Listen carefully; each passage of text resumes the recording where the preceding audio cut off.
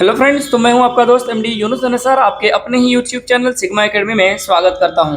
तो फ्रेंड्स, आज हम लोग पढ़ने वाले हैं दो घात समीकरण के प्रश्नावली 4.4 को। ठीक है, इससे पहले अगर इस चैनल पे जो भी स्टूडेंट्स नए आए हैं वो चैनल को सब्सक्राइब करें, साथ ही साथ बेल आइकन के बटन को अवश्य दबाएं और ज़्यादा से ज़्यादा शेयर करें। तो आपको याद होगा कि इससे पहले मैंने प्रश्नावली 4.3, 4.2, 4.1 कंप्लीट करा हुआ है। तो उसमें मैंने जो डी की प्रकृति बताई थी। ठीक है, तो डी की प्रकृति को समझिए कि अगर जीरो से बड़ा डी की प्रकृति होगा, यानी जीरो से बड़ा कोई वैल्यू होगा, तो याद रखिए वो कैसा होगा, वास्तविक होगा।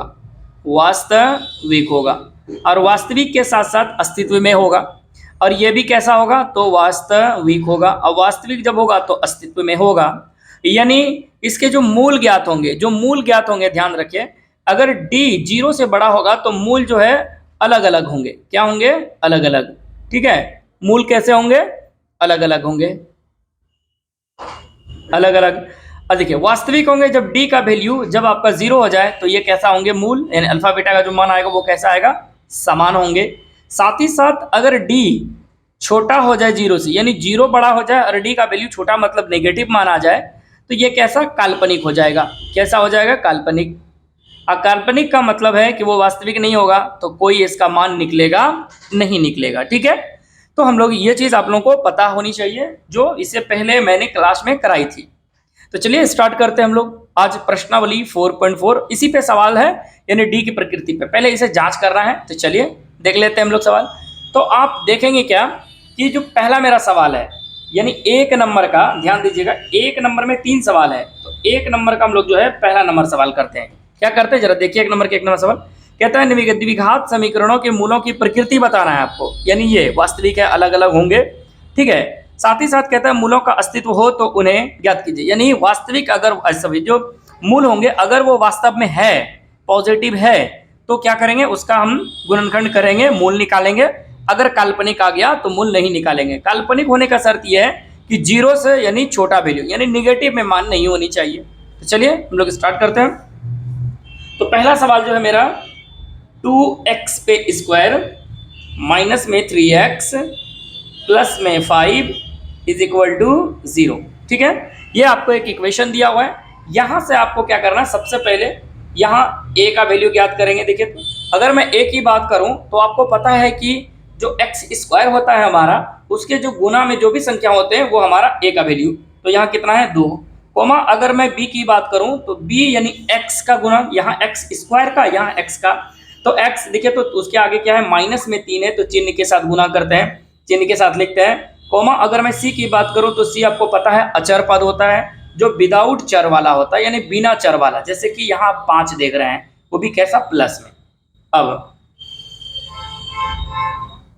अब विवेचक या विवेचक लिख लेते हैं, विवेचकर या फिर लिख लेते हैं। ठीक है, इसे हम किससे इंडिकेट करते हैं? डी से। तो डी बराबर हमारा सूत्र क्या होता है? आपको पता है, बी स्क्वायर माइनस 4ac। ठीक है, ये हमारा फॉर्मूला है।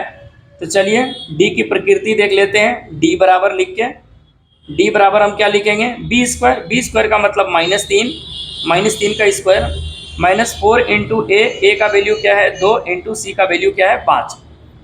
आगे की ओर चलते हैं। ये डी बराबर क्या लिखेंगे? तो 3 तिया हो जाएगा 9, क्योंकि माइनस में है तो माइनस को 2 बार पढ़ेंगे, प्लस हो जाएगा, 3 तिया 9 हो जाएगा। माइनस रहेगा, 5 चौके 20, अब 20 दूना कितना हो जाएगा? 40। क्या हो जाएगा? 5 चौके 20, 20 दूना 40। तो मेरा जो डी की प्रकृति आ गया वो हो गया माइनस में 31। देखिए, माइनस में 31 आ गया। क्या ये वास्तविक है? तो आप बोलेंगे कि ये वास्तविक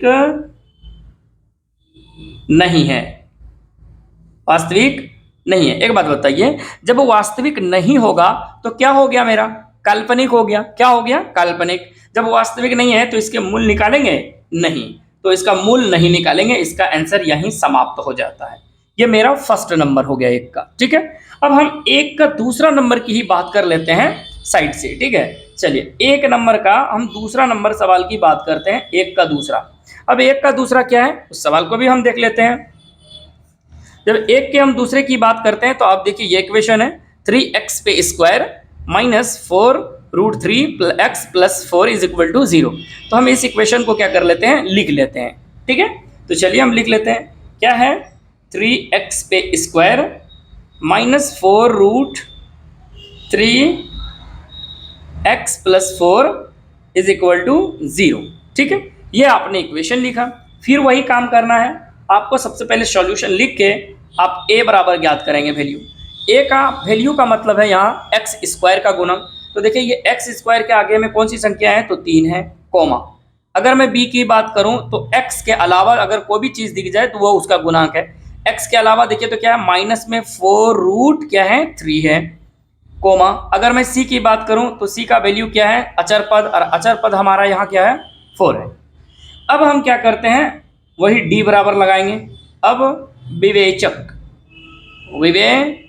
इसका विवेचक नाम भी है और इंग्लिश में d से इंडिकेट करते हैं। ठीक है, तो चलिए विवेचक जो d है हमारा, d बराबर में क्या लिखेंगे, तो आपको पता है b² - 4ac।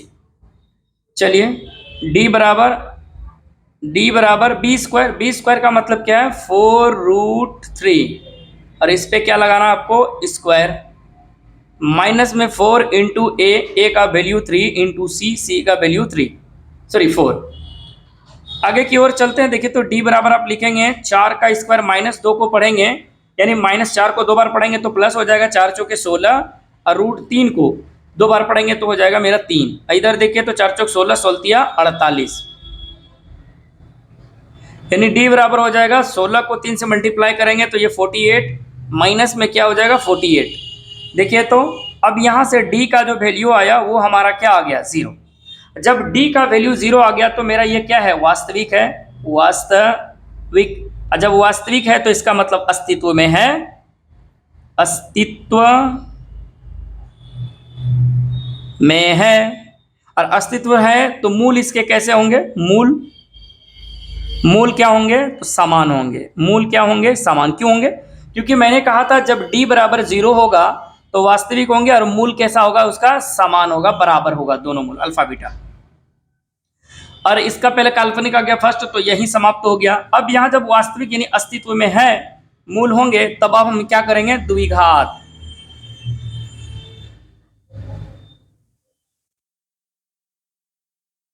समीकरण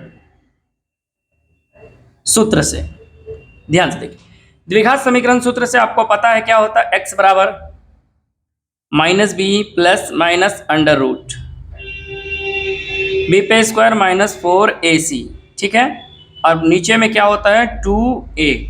हो गया यहाँ तक। अब यहाँ से क्या करेंगे, हम वैल्यू को रखेंगे। जैसे देखिए तो ये x बराबर -b का वैल्यू आपको पता है, ये पहले माइनस लिखेंगे, फिर ब्रैकेट देंगे, क्योंकि b का जो वैल्यू है वो हमारा किस में है, माइनस में। क्या है, -4√3, माइनस में 4√3। ठीक है, प्लस माइनस अंडर रूट, देखिए तो b² - 4ac, अभी जस्ट इसका वैल्यू निकाला था मैंने, b² - 4ac। देखिए तो b² - 4ac को हल करा तो d बराबर क्या आया, 0। या फिर हम एक बार इसे हम शॉर्टकट में d लिख सकते हैं, क्योंकि b² - 4ac बराबर क्या होता है, d। चलिए एक बार ये देखिए तो 2 इंटू a का वैल्यू यहाँ बात करिए तो a का वैल्यू क्या है, तो 3 है। एक स्टेप और चल जाते हैं, तो आप यहाँ पाएंगे कि माइनस माइनस क्या हो गया, प्लस, तो ये 4 क्या हो गया, 3 प्लस माइनस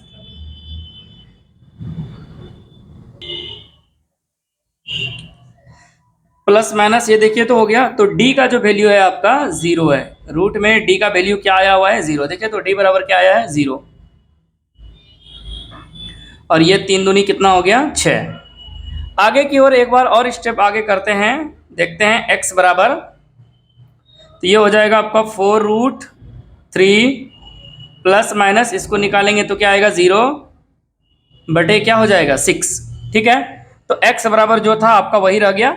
चलिए x बराबर आपने क्या करा, 4√3, ये हो गया। अब इसे क्या करेंगे, एक बार प्लस में एक बार माइनस में लिखेंगे। ठीक है, चलिए अब यहां से हम करते हैं इसको हल। जब यहां से आप करेंगे, ये देखिए x बराबर, इसी चीज को हम लिखेंगे, 2 बार लिखेंगे, तो देखिए तो आपका ये फाइनली यही आया हुआ है। तो चलिए इसको कैसे लिखेंगे, x बराबर 4√3 और नीचे में कितना है, 6। एक बार 0 को जोड़ देंगे तो क्या फर्क पड़ा, कुछ नहीं। फिर दूसरा है 4√3 और इसमें आप जो है -0 को घटा देंगे, क्या फर्क पड़ा, कुछ नहीं। तो जो कटता है उसे लिख लीजिए, जो बच जाए x बराबर आप लिख सकते हैं 2 दूनी 4 2 तिया 6, तो कितना हो जाएगा 2√3/3, ठीक है, कोमा ये भी कितना होगा 2√3/3, 2 दूनी 4 2 तिया 6, ठीक है। तो यहाँ से जो है आपका आंसर कंप्लीट हो जाता है।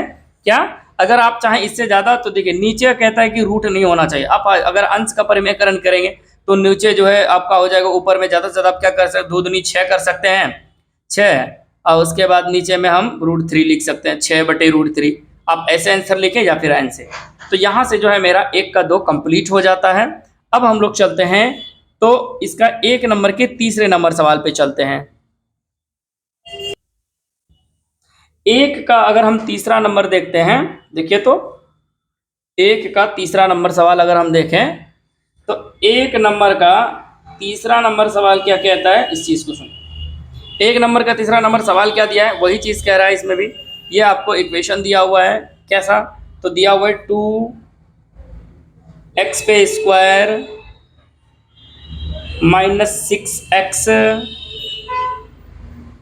+ 3 = 0। ये आपको इक्वेशन दिया हुआ है 3, ठीक है। यहाँ से यानी 2x² - 6x + 3 = 0, ये आपका हो गया। तो ये तीसरा हो गया इक्वेशन। अब यहाँ से हम लोग क्या करेंगे, ए बी का वैल्यू ज्ञात करेंगे। सॉल्यूशन लिखिएगा आप लोग। सॉल्यूशन लिखने के बाद आप यहाँ ए का वैल्यू ज्ञात करेंगे। तो ए का वैल्यू क्या आया 2, कोमा बी बराबर क्या है तो -6, कोमा सी बराबर क्या है तो 3 है, ठीक है। तो ए बी सी का वैल्यू ज्ञात हो गया आपका। अब यहाँ से हम लोग क्या ज्ञात करेंगे, विवेचक। अब विवेचक लिखेंगे हम लोग, विवेचक या विवेचकर, जिसे हम शॉर्टकट में डी से लिखते हैं, ठीक है। अब आगे की ओर चलते हैं तो b² - 4ac, ये हमारा फॉर्मूला होता है, आपको पता है। जैसे कि आपको ये d है, ये d लिखिए, बराबर b² का मतलब b का वैल्यू क्या है -6 का आप स्क्वायर करें, आपने स्क्वायर करा, फिर लिखिए -4 × a का वैल्यू क्या है 2, × c का वैल्यू जब देखेंगे तो c का वैल्यू क्या है 3 है। आगे की ओर चलते हैं, d बराबर 6 का स्क्वायर हो जाएगा 36, माइनस में 2 बार पढ़ेंगे प्लस माइनस, ये देखिए तो 4 दूनी 8, 8 तिया हो जाएगा 24, 4 दूनी 8, 8 तिया 24, माइनस में एक बार देखिए तो फिर d बराबर आपका जो वैल्यू आया 36 में से 24 चला जाएगा, यानी कितना बच जाएगा 12, यानी 6 में से 4 गया 2, 3 में से 1 गया 2 गया 1, 12। तो यहाँ आप देख रहे हैं कि d का जो वैल्यू है वो 0 से क्या है, बड़ा है। अब बड़ा है तो इसका मतलब वास्तविक है। कैसा है, वास्तविक है। और वास्तविक का ही मतलब क्या है, अस्तित्व में है, अस्तित्व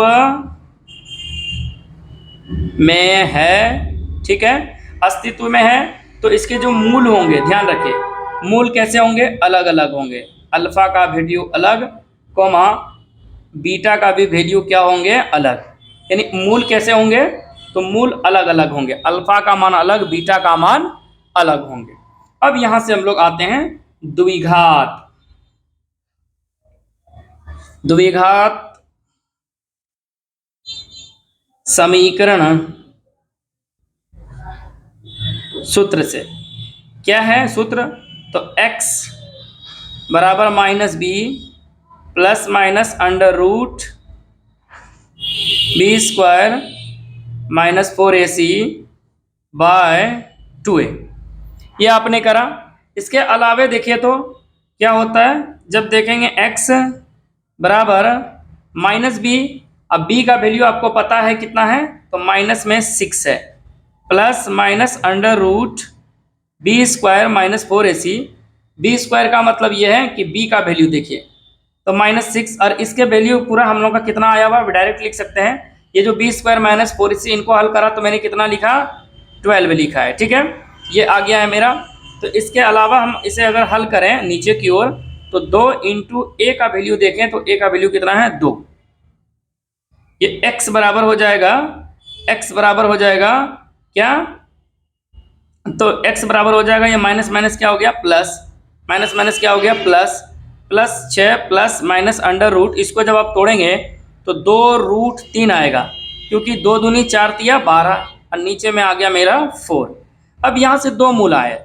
अब यहाँ से मूल को कैसे ज्ञात करेंगे, तो ध्यान दीजिए, अब x बराबर 1 पहला देखते हैं, तो ये 6 एक बार प्लस करेंगे, ठीक है, किसके साथ, 2√3 के साथ, और नीचे में 4 लिखेंगे, ठीक है।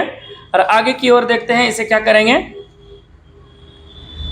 तो आगे की ओर देखते हैं, एक इधर देखते हैं, फिर x बराबर हम लिखते हैं और क्या लिखेंगे, 6 माइनस 2 रूट कितना लिखेंगे, 3, और नीचे में कितना लिखेंगे, 4। एक बार प्लस में, एक बार माइनस में। चलिए वही चीज़ को हम क्या कर लिख सकते हैं, इसको देखिए, तो ऊपर में दो दो लघुत्तम, दो दो कॉमन है, तो ये 3 प्लस √3, नीचे में कितना लिख सकते हैं, 4। इधर भी वही काम करेंगे, तो दो दो कॉमन है, x बराबर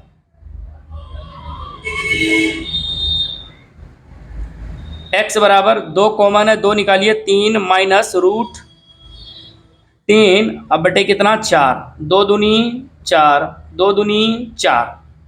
तो अब x बराबर देखिए, तो क्या लिखे, 3 प्लस √3 बटे में 2, और दूसरा मेरा जो मूल आया वो क्या आया, 3 माइनस √3 बटे 2। देखिए दोनों मूल लगता होगा एक समान है, लेकिन नहीं है, क्योंकि एक में प्लस है और एक में माइनस है, तो मूल क्या होंगे, अलग अलग। और इससे पहले जो मैंने पढ़ा था उसमें सेम चीज़ था, दोनों प्लस में था या फिर दोनों माइनस में आएगा, तो दोनों किस में था, तो प्लस में था। इस बार क्या है, एक बार प्लस में, एक बार माइनस में। यहाँ जो है मेरा समाप्त हो जाता है, 1 नंबर के तीसरा नंबर सवाल कंप्लीट होते हैं, ठीक है। अब हम लोग मिलते हैं दूसरे नंबर सवाल पे। तो दूसरा नंबर सवाल क्या कहता है, उस सवाल को देख लेते हैं। दूसरा नंबर कहता है, निम्नलिखित में, यानी निम्न में प्रत्येक द्विघात समीकरण में k का ऐसा मान ज्ञात कीजिए कि उनके दो बराबर मूल समान हो। देखिए अब यहां से आपको सीधी सी बात है कि k का मान ज्ञात करना है, तो चलिए हम लोग k का, और यहां से आपके ये याद रखिएगा, ये ऑब्जेक्टिव बहुत इंपॉर्टेंट है, ये दोनों यहां से आपके सवाल एग्जाम हॉल में देखने को मिलेंगे। साथ ही साथ इनका एक एक्सरसाइज में भी हो सकता है इस तरह के सवाल, ठीक है, के वाला, तो आप एक्सरसाइज से भी आप बना सकते हैं, वहां से आपका जो है के का वैल्यू जो है आप निकाल सकते हैं, ठीक है। के का वैल्यू हो सकता है, कभी बी का वैल्यू पूछ दे, कभी पी का वैल्यू पूछ दे, तो उसमें घबराने की जरूरत नहीं है, आपको डायरेक्ट सामना करना है सवाल का। तो चलिए स्टार्ट करते हैं, हम लोग दूसरे नंबर पे जाते हैं। 2 नंबर का 1 नंबर सवाल क्या कहता है उसको देखिए। 2 नंबर का सवाल आपको कहता है कि निम्न में प्रत्येक द्विघात समीकरण में k का मान ज्ञात कीजिए, उनके लिए 2 बराबर मूल होंगे। देखिए k का मान ज्ञात करने के लिए आपको ज़्यादा कुछ करना नहीं है, आपको पहले इक्वेशन लिखिए, सिंपल सी फंडा है। जैसे कि आपको इक्वेशन दिया हुआ है 2x पे स्क्वायर प्लस में kx प्लस में 3 बराबर में 0, ठीक है। ये आपको इक्वेशन गिवन है, यानी दिया हुआ है, क्या है, 2x square plus kx plus 3 is equal to 0, ये आपको दिया हुआ। यहाँ से आप क्या करें, सॉल्यूशन लिखिए और उसके बाद जो है हल करिए। क्या करेंगे, तो पहले a का वैल्यू, तो a का वैल्यू ज्ञात करने का तरीका ये है कि जो x स्क्वायर होता है उसके गुणांक में जो भी संख्या दिख रहा है, जैसे आपको यहाँ 2 दिख रहा है तो ये 2 हो गया। कॉमा में b की बात करूँ तो इस x के गुना में जो भी संख्या होते हैं वो हमारे b, तो यहाँ हमारे x के आगे में क्या है, x के गुना के आगे देखें तो क्या है मेरा k, तो b का वैल्यू k बराबर कॉमा c बराबर, अगर मैं बात करूं c का वैल्यू, तो c का वैल्यू क्या है, प्लस में 3 है अचर पर। अब आइए विवेचक, अब विवेचक क्या, d बराबर क्या लिखते हैं हम लोग, बी स्क्वायर माइनस 4ac, ठीक है, बी स्क्वायर माइनस 4ac।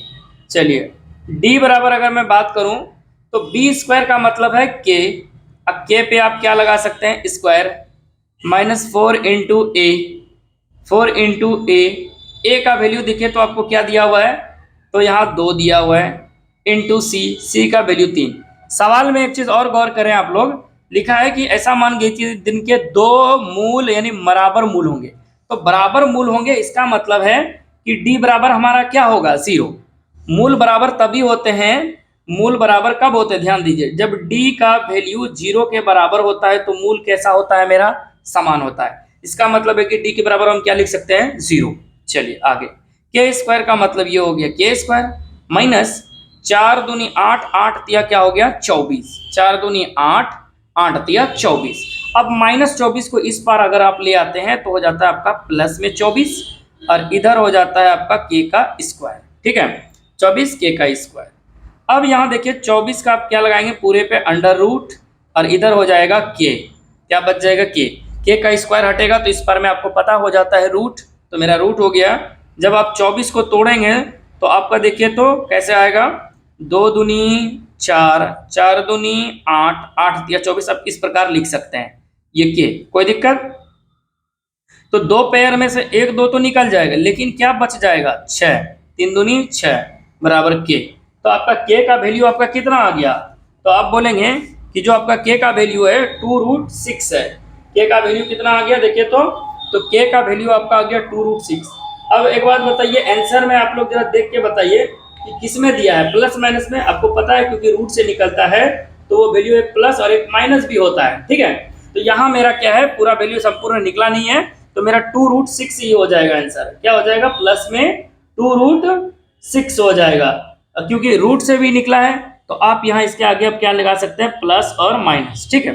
क्योंकि मूल समान है, सवाल में क्या बोला गया, तो मूल समान है, इसके आगे कुछ भी नहीं है। एक बार प्लस में लिखे, एक बार माइनस में लिखे, तो कुछ है ही नहीं, तो जुड़ेगा घटेगा किसके साथ, तो प्लस माइनस के साथ 2√6 हो जाता है मेरा आंसर कंप्लीट। ये 2 नंबर का 1 नंबर। अब 2 नंबर के दूसरे नंबर सवाल की ओर चलते हैं, जरा देखिए। ये 1 नंबर समझ में आ गया होगा आप लोगों को, तो के का मान जब भी इस तरह पूछे इसी प्रकार आपको निकालने होंगे। चलिए है सेकंड नंबर सवाल सुनिए, ये आपको दिया हुआ है सेकंड नंबर। तो सेकंड नंबर यानी 2 का दूसरा नंबर सवाल, 2 का दूसरा नंबर सवाल आपको कैसा दिया हुआ है, के x into x minus 2 plus 6 बराबर 0। अब यहां से हम क्या करेंगे, पहले इसे हल कर लेते हैं। के एक्स गुना एक्स, एक्स पे स्क्वायर माइनस, ठीक है, माइनस के एक्स गुना एक्स, एक्स स्क्वायर, और माइनस के एक्स को 2 से गुना करेंगे तो 2 के एक्स प्लस में 6 बराबर में 0। अब यहाँ से आपका स्क्वायर यानी 2 वैल्यू हो गया, यानी पूरा इक्वेशन कंप्लीट हुआ। अब यहाँ हम सॉल्यूशन लिखेंगे, ये भी वहाँ भी लिख सकते हैं। ए बराबर अगर मैं बात करूँ ए का वैल्यू, तो आपका एक्स स्क्वायर का गुणांक तो यहाँ क्या है के, कोमा अगर मैं बी की बात करूँ तो बी का मतलब एक्स, एक्स के अलावा क्या है तो 2k, वो भी किस में, माइनस में। कोमा अगर मैं सी की बात करूँ तो सी का वैल्यू हो जाएगा 6, सी का वैल्यू क्या हो जाएगा 6। तो ए बराबर के, बी बराबर -2k और सी बराबर हो गया 6। अब जो है हम लोग क्या करेंगे यहाँ, फिर वही काम, विवेचक, विवेचक डी बराबर, आपको पता है क्या होता है, बी स्क्वायर माइनस 4ac। चलिए तो डी बराबर बी स्क्वायर, बी स्क्वायर का मतलब है -2k पे क्या लगा सकते हैं आप, स्क्वायर, -4 इंटू ए का वैल्यू क्या है k, इंटू सी का वैल्यू है 6। एक बात बताइए, जब मूल गया बोला गया है कि d के बराबर कैसा है, 0 है, d के बराबर 0 है, तो d के जगह पे हम क्या लिख सकते हैं 0। 2k स्क्वायर मतलब 2 दूनी 4k स्क्वायर माइनस 6 चौके 24k। अब यहाँ क्या कर सकते हैं, 24k को इस पर ले आइए तो हो जाएगा आपका प्लस 24k बराबर 4k स्क्वायर, k से k कैंसिल, 6 चौके 24।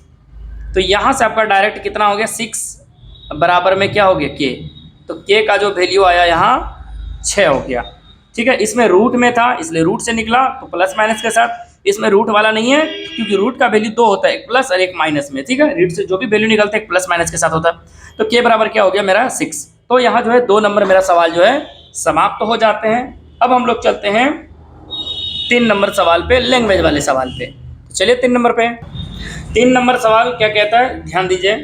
3 नंबर सवाल जो है थोड़ा लैंग्वेज वाला है, और लैंग्वेज वाला है तो उम्मीद करते हैं आप लोगों को कोई टेंशन नहीं होनी चाहिए, क्योंकि लैंग्वेज वाले के लिए मैंने आपको हर एक चीज़ को बता दिया था, ठीक है। लैंग्वेज के सवाल को कैसे बनाया था, सिंपल सा फंडा है। 3 नंबर में कहता है क्या एक ऐसी आम की बगिया बनाना संभव है, आम की बगिया जिसमें आम रखते हैं, जिसकी लंबाई चौड़ाई से दुगुनी हो और उसका क्षेत्रफल 800 मीटर हो, यदि है तो उसकी लंबाई और चौड़ाई ज्ञात कीजिए। पहले बात को समझिए, हम रफली आपको समझा देते हैं, जब रफली आप समझ जाएंगे तो मतलब मान लीजिए आम का बगिया का मतलब जिसमें हम आम रखते हैं। तो देखिए आम का बगिया वो गोलाकार नहीं, इस बार ये एक आयताकार में पूछा गया है, किसमें, आयत के आकार में आम का बगिया कहा गया है, ठीक है।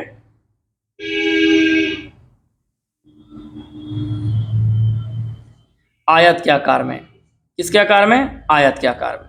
मान लीजिए ये आयत के आकार का है। अब ये समझिए, इसका जो क्षेत्रफल दिया हुआ है, ये पूरे का जो क्षेत्रफल है वो 800 मीटर स्क्वायर है। अब एक बात बताइए, इसमें आपको ये पता है क्या है? लंबाई है। क्या है? लंबाई। और ये क्या होता है आपका? चौड़ाई। ये आपको पता है आयत का ये वाला क्या होता है? चौड़ाई। यानी कुछ लंबा होता है और कुछ चौड़ा होता है। कहता है क्या एक आम की बगिया बनाना संभव है जिसकी लंबाई चौड़ाई से दुगुनी है, इसका क्षेत्रफल इतना है? चलिए अब एक बात बताइए, जब आयत है तो लंबाई चौड़ाई तो होगी, तो सवाल में क्या कह रहा है पहले उस चीज़ को समझिए। सवाल यहाँ सिंपल सी फंडा ये कह रहा है कि जिसकी लंबाई चौड़ाई से दुगुनी है। एक बात बताइए, लंबाई कहता है यानी ये जो है इस चौड़ाई से दुगुनी है। तो एक बात बताइए, चौड़ाई से ना दुगुनी है तो पहले चौड़ाई तो हमें पता नहीं है, तो चौड़ाई हमें पहले मान लेंगे। सॉल्यूशन लिखिए। माना, ठीक है, माना क्या था?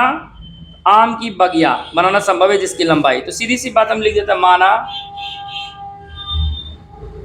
आम की बगिया की चौड़ाई, चौड़ाई को हम क्या मान लेते हैं? x। यानी हम इसे क्या मान लेते हैं? x। कोई दिक्कत? आपने x माना। तथा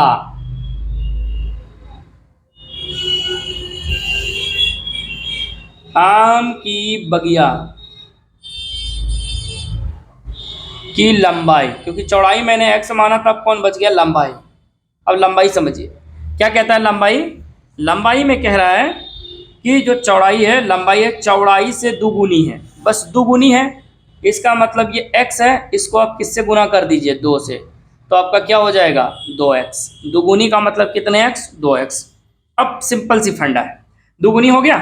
अब सवाल में क्या कह रहा था कि लंबाई चौड़ाई ज्ञात कीजिए। चलिए हो गया। अब प्रश्न से आइए, प्रश्न से। तो इसका क्षेत्रफल आपको देखिए गिवन है, दिया हुआ है क्या? क्षेत्रफल। तो क्षेत्रफल जब दिया हुआ है तो क्षेत्रफल बराबर क्या लिख लेंगे हम लोग? क्षेत्रफल। प्रश्न से आम की बगिया की क्षेत्रफल, क्षेत्रफल कितना दिया हुआ है? 800 मीटर स्क्वायर। हम 800 सिर्फ लिख लेते हैं। अब आम की बगिया है तो आम की बगिया मतलब ये आयताकार है, ठीक है। आम की बगिया की आयताकार है तो इसका मतलब लंबाई है। क्या है? लंबाई है। और गुना में क्या है? चौड़ाई है। बराबर में 800 है। समझिए, अब लंबाई का मतलब ये है कि ये x है, गुना चौड़ाई का मतलब 2x है, बराबर में 800 है। अब जो कटता है उसे कटा दीजिए। जैसे 200 कट रहा है 800 में, कितने बार में? 400 बार में। तो ये x गुना x क्या हो गया? x स्क्वायर बराबर कितना? 400। अब एक बात बताइए, जब इस पार में स्क्वायर है, स्क्वायर हटाएंगे तो उस पार में क्या हो जाएगा? रूट। इस प्रकार रूट हो गया। अब ये x बराबर आप क्या करेंगे? तो 20 गुना 20 करेंगे तो आपका हो जाएगा कितना? 400। क्योंकि अब 400 को जब तोड़ेंगे तो 20 गुना 20 करेंगे, ये हो जाएगा आपका। तो x बराबर आपका कितना आंसर हो गया? 20 मीटर। ठीक है, कितना मीटर? 20 मीटर। अतः आम की बगिया की चौड़ाई बराबर आपने क्या माना था? x। और x बराबर हमारा क्या आया? 20 मीटर। यहां देखिए आपने हल करा तो ये आपका जो x आया, तो x किसको माना था मैंने? चौड़ाई को। तो चौड़ाई का वैल्यू मेरा कितना हो गया? 20 मीटर। तथा आम की बगिया की लंबाई x।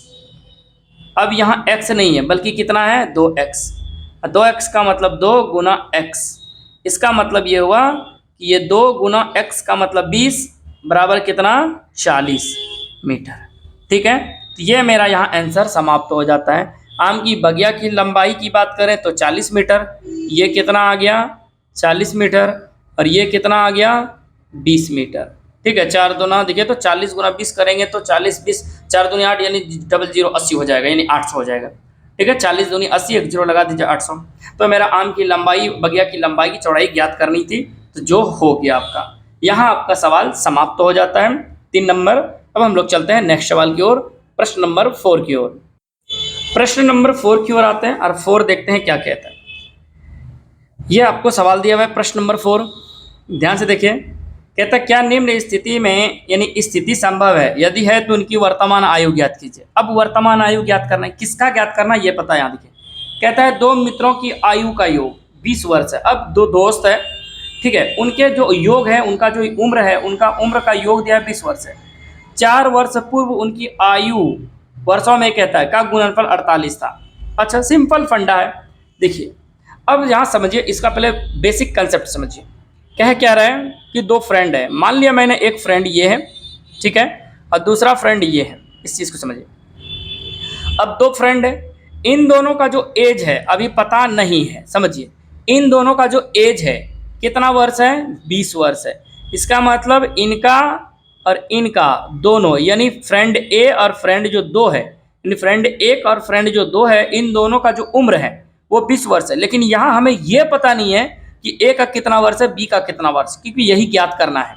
अब ये कहा गया अभी ये है, लेकिन सवाल में क्या कहा गया कि जो फ्रेंड ए है और जो फ्रेंड बी है, इन दोनों का 4 वर्ष पहले, तो इसका मतलब है कि 4 साल दोनों में क्या करेंगे, माइनस। 4 वर्ष पहले जो उम्र है, ये दिया है 20 वर्ष दोनों का, 4 वर्ष जो पहले, यानी जो उम्र अभी इनका है वर्तमान है, जैसे 1 वर्ष ए है और दूसरा दोस्त जो है वो 2 है, इन दोनों का उम्र योग दिया है 20, लेकिन 4 वर्ष जो पहले है, इन दोनों की उम्रों का गुणनफल दिया है कि ये जो 4 वर्ष जो वर्तमान उम्र है इसका, यानी वर्तमान उम्र से 4 वर्ष पहले, यानी 4 साल पहले का जो गुणनफल है वो कितना है, 48 है। इसका मतलब यह है कि एक फ्रेंड एक फ्रेंड 2 है, इन दोनों का जितना भी वर्तमान एज होगा उनमें 4 साल घटा देंगे, और घटाने के बाद जो आएगा उनको गुना करके बराबर में हम लोग क्या कर लेंगे, 48 कर लेंगे, और सवाल मेरा क्या हो जाएगा, हल हो जाएगा। जैसे अब यहाँ समझिए, फ्रेंड कितने हैं, 2, दोनों का उम्र पता नहीं है कौन कितना है। अगर किसी का कहता 8 है तो दूसरे का 12 हो जाता, यहाँ यही निकालना है। लेकिन टोटल आपको दिया है, कुल दोनों मिला के कितना दिया है, 20। चलिए सॉल्यूशन लिखिए। माना पहला दोस्त, पहला मतलब हम लिख सकते हैं 1 ना, पहला मतलब 1, दोस्त का उम्र बराबर हम क्या मान लें, x वर्ष, तथा दूसरा दोस्त, या फिर दूसरा हम मान सकते हैं, या 2 दोस्त, एक दोस्त मतलब क्या, पहला दोस्त, दूसरा दोस्त का उम्र। अगर दूसरा दोस्त का उम्र की बात करें तो दूसरा दोस्त, अगर मैं सपोज करूं पहला x हो गया, तो टोटल उम्र कितना दिया हुआ है, 20।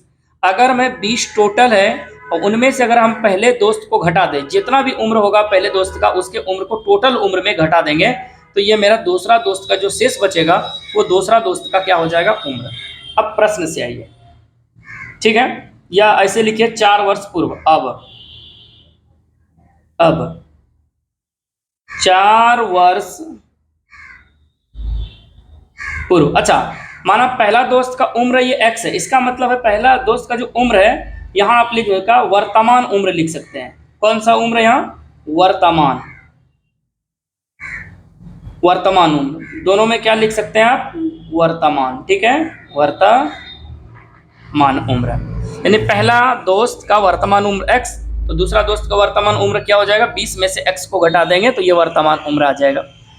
अब 4 वर्ष पूर्व का कहने का मतलब है कि जो पहला 4 वर्ष पूर्व अगर पहला दोस्त की बात करें, तो अगर मैं पहले की बात करूं तो ये क्या है, x, उनमें 4 को घटा देंगे तो 4 वर्ष पहले हो गया। इसी में तथा दूसरी की बात करें, ठीक है, तो दूसरे की बात करें तो दूसरा क्या है आपका 20 माइनस क्या है x, इनमें भी हम 4 वर्ष क्या करेंगे, घटा देंगे, तो जो शेष बचेगा इसका देखिए तो कितना बचेगा, 16 माइनस x। अब ये देखिए उम्र आ गया, ठीक है। अब यहाँ से हमें सवाल में क्या कहा गया है कि 4 वर्ष पूर्व उम्रों का गुणनफल दिया है प्रश्न से, ठीक है, 4 वर्ष पूर्व दोनों का गुणनफल की बात करें तो कितना है 48। कितने दिए हुए थे, तो यह गुणनफल 48 वर्ष है। ठीक है, चलिए अब हम सवाल में क्या करेंगे कि पहला वर्ष का अगर गुणनफल बात करें तो पहला का मेरा क्या है 4 वर्ष पहले, ये तो वर्तमान x हो गया, और पहले कितना है तो x माइनस 4, 4 साल पहले क्या है x माइनस 4, गुणा करेंगे। दूसरा दोस्त का वर्तमान क्या है 20 माइनस एक्स, लेकिन 4 वर्ष घटाने के बाद कितना आया तो आया 16 माइनस एक्स, बराबर में कितना लिखेंगे 48। अब यहाँ देखिए तो इस x को इस दोनों से गुना कीजिए तो 16 गुना x 16x, माइनस में x गुना x स्क्वायर। ठीक है, फिर इस 4 को इस 16 से गुना कीजिए पूरे को 16 माइनस x को, तो माइनस में क्या हो जाएगा 16x। ठीक है, अब माइनस माइनस क्या बन जाएगा प्लस, और 4 गुना x हो जाएगा 4x, बराबर में हम क्या लिख सकते हैं 48। अब एक बात बताइए, ये देखिए 16 गुना x करा 16x हो गया, फिर इसी x से इस x को गुना किया x स्क्वायर हो गया, फिर इस 16 चौके 64 माइनस में कहीं लिखा गया, सॉरी ये 4 गुना x करा 4 हो गया, और 16 चौके कितना हो जाएगा 64, 16 चौके यानी 16 चौके 64 होगा, यहाँ कितना होगा 64। ठीक है, 16 चौके 64 होगा माइनस में, और माइनस माइनस प्लस। अब आइए, अब आपके पास हो गया x पे स्क्वायर, देखिए तो 16x प्लस में 4x भी प्लस में, और दोनों को जोड़ेंगे तो हो जाएगा 20x, और देखिए तो माइनस में कितना है 64, 48 भी ले आएंगे इधर माइनस में 48, बराबर क्या हो गया 0। अब ये देखिए तो x square plus 20x minus इनको जोड़िए 8 4 हो जाएगा 12, 6 4 10 1 11, 112 बराबर 0। यहाँ तक हो गया, तो आप यहाँ एक काम करें, माइनस इस माइनस को क्या करें खत्म करने के लिए आपको माइनस से कॉमन लेना होगा। सपोज कीजिए माइनस से कॉमन लिया तो इस माइनस को इस माइनस से गुना करेंगे क्या बन जाएगा प्लस, इसी माइनस से इस प्लस को गुना करेंगे क्या बनेगा माइनस 20x, इसी माइनस से माइनस को गुना करेंगे क्या बनेगा 100 प्लस 12 बन जाएगा, बराबर में 0। सपोज कीजिए इस माइनस से 0 को गुना करेंगे तो क्या हो जाएगा 0, तो शेष क्या बचेगा x स्क्वायर माइनस में 20x प्लस में 112 बराबर में 0। यहाँ तक आपने क्या करा, ये पूरा इक्वेशन बनाया। अब यहाँ से हम क्या करते हैं a बराबर बात करते हैं। अगर मैं यहाँ a की बात करूँ तो क्या है 1, अगर मैं b की बात करूँ तो माइनस में 20, तथा अगर मैं c की बात करूँ तो c की वैल्यू हो जाएगा 112। अब यहाँ आइए, द्विघात समीकरण सूत्र से अगर डायरेक्ट किसी को गुणनखंड करने आता है तो गुणनखंड करके आप निकाल सकते हैं, कोई दिक्कत नहीं है।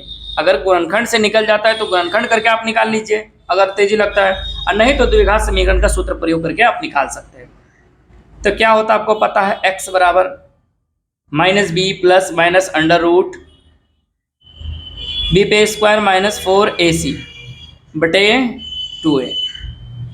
चलिए ये x बराबर आप लिखेंगे, माइनस बी का वैल्यू है माइनस, और माइनस में कितना है 20, plus minus under root minus 20 का आपको क्या करना है स्क्वायर माइनस 4 इंटू ए का वैल्यू 1 इंटू सी का वैल्यू 112,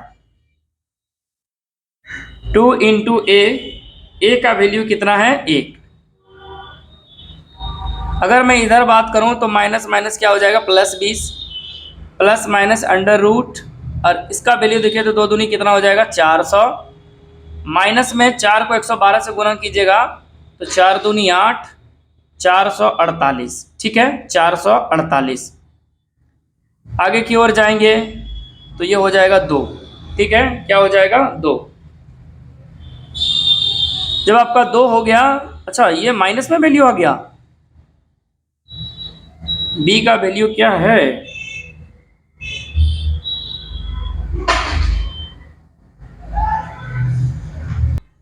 फ्रेंड्स, आगे हल करते हैं। x बराबर तो आप पाएंगे 20 प्लस माइनस अंडर रूट, और ये देखिए तो रूट में आपका क्या हो गया माइनस में 48 हो गया।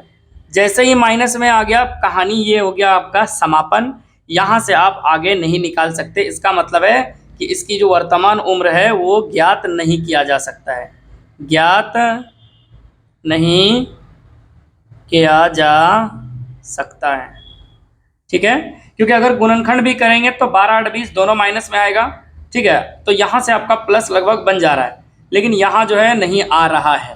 आंसर क्या होगा, ज्ञात नहीं किया जा सकता। ये कंप्लीट आपका आंसर यहीं तक समाप्त हो जाता है 4 का। एक और सवाल बच जाता है जो छोटा फंडा है, देख लेते हैं 5th नंबर की ओर। तो 5th नंबर सवाल क्या है, जरा 5th नंबर सवाल देख लेते हैं हम लोग। 5th नंबर सवाल में कहता है क्या परिमाप दिया हुआ है। यहाँ एक चीज है कि फिगर का डायग्राम के बारे में जिक्र नहीं किया गया कि आयत है कि वर्ग है। कहता है क्या परिमाप जो है 80 मीटर है, परिमाप क्या है 80 मीटर है, तथा क्षेत्रफल 400 मीटर स्क्वायर के पार्क बनाना संभव है। यदि है तो उसकी लंबाई चौड़ाई ज्ञात कीजिए। यहाँ एक बात तो क्लियर है कि ना तो ये इसके बारे में, अगर मैं सपोज कीजिए मैं इसे अगर मैं आयत मान लूँ इस प्रकार, क्या मान लूँ, आयत मान लूँ। ठीक है, आयत इस प्रकार, तो ये भी पता नहीं कि आयत है कि, या फिर इसे मैं अगर वर्ग मान लूँ इस प्रकार, जिसकी चारों भुजाएं आपस में क्या होती है, बराबर, तो ये भी पता नहीं है। तो अब क्या है आकृति, उस आकृति को हम पता करते हैं, वर्ग है कि आयत है। ये मेरा क्या हो जाता है, आयत, क्योंकि आयत में ये दोनों भुजा आपस में क्या होते हैं, बराबर, और ये भुजा आपस में इसके बराबर होता है। और वर्ग में क्या होता है कि चारों भुजा आपस में क्या होते हैं, बराबर। वर्ग में चारों भुजा क्या होते हैं, आपस में बराबर होते हैं। तो यहाँ ये क्लियर नहीं है। तो चलिए इस सवाल में पहले समझते हैं क्या कह रहा है। कहता है क्या परिमाप, परिमाप लेकिन दिया हुआ है। अगर मैं इसकी परिमाप की बात करूं, ठीक है, तो इसकी परिमाप की बात करूं तो 4a, और इसकी परिमाप की बात करूं तो 2l जोड़ b। लेकिन यहाँ एक चीज है कि लंबाई चौड़ाई है। यहाँ एक बात समझिए, लंबाई चौड़ाई ज्ञात करने का मतलब है कि लंबाई भी है और चौड़ाई भी है। तो इसका मतलब है आयत है, लंबाई चौड़ाई है तो आयत है। या फिर चारों भुजा में लंबाई चौड़ाई की याद करें तो वो भी वर्ग हो सकता है, कोई बड़ी बात नहीं। तो चलिए हम क्या करते हैं, किसी से हल करते हैं। सॉल्यूशन मानिए, चलिए माना, कुछ नहीं मानेंगे, चलिए माना, सिंपल फंडा है, माना।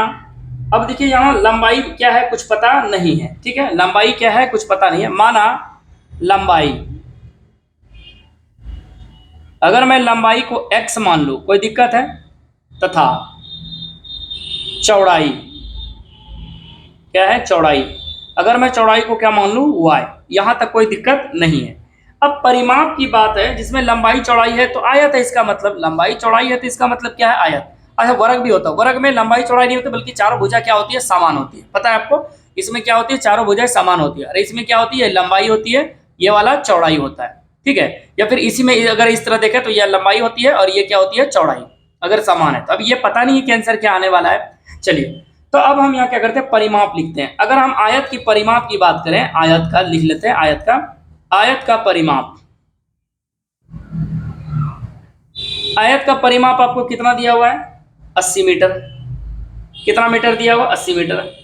और इसका क्षेत्रफल की बात करें तो, तथा क्षेत्रफल अगर दिया हुआ है, क्षेत्रफल कितना दिया हुआ है, तो क्षेत्रफल आपको दिया हुआ है 400 मीटर पे स्क्वायर। ठीक है, ये 80 मीटर है। अब हमें पहले क्या करना है, तो मीटर स्क्वायर क्षेत्रफल तभी ज्ञात करेंगे, पहले परिमाप से हम भुजा ज्ञात करेंगे। तो चलिए, तो ये तो कुल परिमाप दिया हुआ है ना, परिमाप का मतलब है, चलिए आयत का परिमाप आपको पता है क्या होता है, 2 इंटू एल जोड़ बी बराबर 80 मीटर। ठीक है, क्षेत्रफल बाद में देखेंगे। तो इसका मतलब यह है कि 2 इंटू एल का मतलब मेरा क्या है, यहाँ x प्लस इसका वैल्यू क्या है, y, बराबर क्या हो गया, 80। कोई दिक्कत, यहाँ से इसको कटा दीजिए, तो जब आप कटाएंगे तो ये हो जाएगा x प्लस वाई बराबर कितना हो जाएगा, 40। इसे आप इक्वेशन क्या मान लीजिए, 1। कोई दिक्कत। तथा अब इधर जो है आप क्या करें, इधर क्षेत्रफल दिया हुआ, अगर हम आयत की क्षेत्रफल ज्ञात करें, आयत का क्षेत्रफल कितना दिया हुआ है, 400 मीटर स्क्वायर, 400। और आयत का क्षेत्रफल आपको क्या पता है कि लंबाई गुना क्या होती है, चौड़ाई, लंबाई गुना क्या होती है, चौड़ाई, बराबर 400। अब लंबाई का जो वैल्यू है, लंबाई का वैल्यू क्या है, अब यहाँ तो पता नहीं है।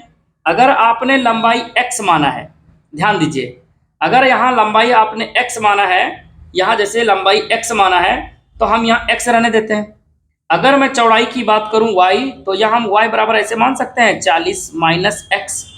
देखिए तो इस सवाल में आपने लंबाई x माना, चौड़ाई y माना, तो हम लंबाई x का x रह दिया। अगर मैं चौड़ाई की बात करूं तो 40 माइनस क्या हो जाएगा, x। या फिर आपको परिमाप दिया हुआ था, दोनों का योग, परिमापों का योग दिया हुआ था ना, सिर्फ परिमाप दिया था, तो आयत के हम देखते थे 2 इंटू एल, कटाने के बाद एल प्लस बी कर सकते थे डायरेक्ट। जैसे ये आपने करा, ये आया यहाँ से आपका ए, यानी दोनों भुजा का योग आया, तो एक भुजा आपने x माना, दूसरा भुजा y, तो x बराबर आप लिख सकते थे 40 माइनस वाई, या फिर ये मैंने कुछ भी करा, कोई दिक्कत नहीं, आप कुछ भी कर सकते हैं। तो आपने ये करा। अब यहाँ से हम क्या करते हैं, l को हमने क्या माना x, इसको क्या माना मैंने y बराबर 400। अब आइए, आपने x का x रहने दिया, जो y है y बराबर आपने क्या माना है 40 माइनस एक्स, क्या माना है आपने 40 माइनस एक्स बराबर 400। अगर मैं 40 गुना एक्स करूं तो 40x माइनस एक्स गुना एक्स, एक्स स्क्वायर बराबर 400। ठीक है, अब यहां से क्या करेंगे, एक्स स्क्वायर को पहले लिख लेते हैं, प्लस में 40x लिख लेते हैं, अब माइनस में 400 ले आते हैं इस पर, बराबर क्या हो गया 0। सबको सजा लीजिए, माइनस कॉमन लेंगे। देखिए तो माइनस अगर मैंने कॉमन लिया तो इस माइनस को गुना करेंगे तो क्या बन जाएगा एक्स स्क्वायर प्लस में, अब प्लस को इस माइनस से गुना करेंगे तो क्या बन जाएगा माइनस में 40x, फिर इस माइनस से माइनस में प्लस 40 बराबर 0। आगे की ओर चलते हैं, एक्स स्क्वायर माइनस 40x, देखिए तो प्लस में 400, इसको लिख लीजिए, बराबर इस माइनस को 0 से गुना करेंगे, क्या फर्क पड़ेगा, तो वही रहेगा सेम चीज। अब आगे की ओर चलते हैं, जब आगे की ओर देखेंगे तो अब यहाँ तो गुणनखंड कर सकते हैं, 20 गुना 20 40, कर लेंगे डायरेक्ट हम गुणनखंड। चलिए, x square minus 20x plus में 400, अब गुणनखंड करें या फिर द्विघात समीकरण सूत्र से लगा के हल कर सकते हैं, कोई दिक्कत नहीं है। तो इन दोनों में देखेंगे क्या कॉमन है x, तो x माइनस 20, माइनस कुछ नहीं तो क्या कॉमन ले ले 1, तो ये क्या हो जाएगा आपका, सॉरी 20 कॉमन ले लेंगे आप, 1 बोलते हैं, कितना कॉमन लेंगे 20, क्योंकि यहाँ 20 है तो क्या बचेगा माइनस से हो जाएगा माइनस प्लस x, अब प्लस माइनस क्या हो जाएगा माइनस, अब 20 गुना 20 400 बराबर 0।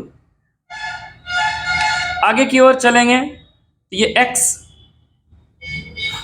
चलिए हम यहाँ लिखते हैं, इसी चीज को हम यहाँ लिखते हैं। तो ये मेरा जो है एक लिखेंगे x पार्ट वाला, देखिए तो x माइनस 20 जो दोनों में कॉमन है, x माइनस 20 x माइनस 20, शेष पार्ट क्या बचा है, देखिए तो यहाँ x माइनस यहाँ भी क्या बचा है 20 बराबर में 0।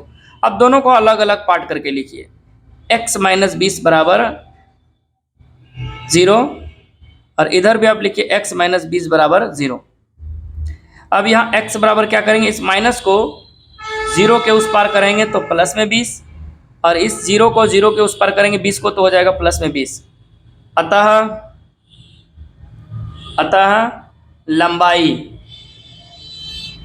लंबाई x बराबर आपने क्या माना 20, तथा मेरा चौड़ाई भी क्या आ जाएगा, चौड़ाई बराबर भी, अगर मैं यहाँ समीकरण इससे देखूं समीकरण 1 से, जैसे कि मैंने x y यहाँ माना तो y बराबर मेरा तो आया नहीं है, तो चौड़ाई y बराबर मेरा क्या है, तो आप बोलेंगे कि 40 माइनस एक्स है, 40 माइनस एक्स अर्थात y बराबर 40 माइनस 20, तो y बराबर क्या हो गया 20। तो यहाँ मेरा लंबाई चौड़ाई पता हो गया। इसका मतलब है जिसकी लंबाई चौड़ाई ज्ञात है, ठीक है, बराबर है, ठीक है, तो आप ऐसे भी, अच्छा ऐसे भी निकाल सकते थे क्या, 4 गुना भुजा 4a, लेकिन यहाँ एक भुजा आएगा, लंबाई चौड़ाई पता कैसे होगा वर्ग में, ठीक है, तो मेरा किससे हो जाएगा आयत है, क्योंकि आयत में क्या होता है लंबाई गुना चौड़ाई, तो फिगर मेरा कौन सा सही हो जाएगा, ये वाला आयत जो है लंबाई चौड़ाई होता है। यहाँ से मेरा यहाँ से सवाल जो है कंप्लीट हो जाता है, ठीक है, फाइनली 1 नंबर यानी प्रश्नावली 4.4 जो है समाप्त हो जाता है। इसका 5 सवाल यानी आखिरी सवाल था। अब हम लोग मिलेंगे नेक्स्ट वीडियो में नेक्स्ट चीज़ या नेक्स्ट न्यू लेके, ठीक है, तो अब हम लोग मिलेंगे, उम्मीद करते हैं ट्रिगोनों के साथ, या फिर आपका एक और एक्सरसाइज है एपी, देखते हैं एपी है 5th नंबर चैप्टर एपी है अर्थमेटिक प्रोग्रेशंस, या तो उसके साथ मिलेंगे या फिर कोई नए चैप्टर के साथ। तब तक के लिए धन्यवाद, बाय बाय।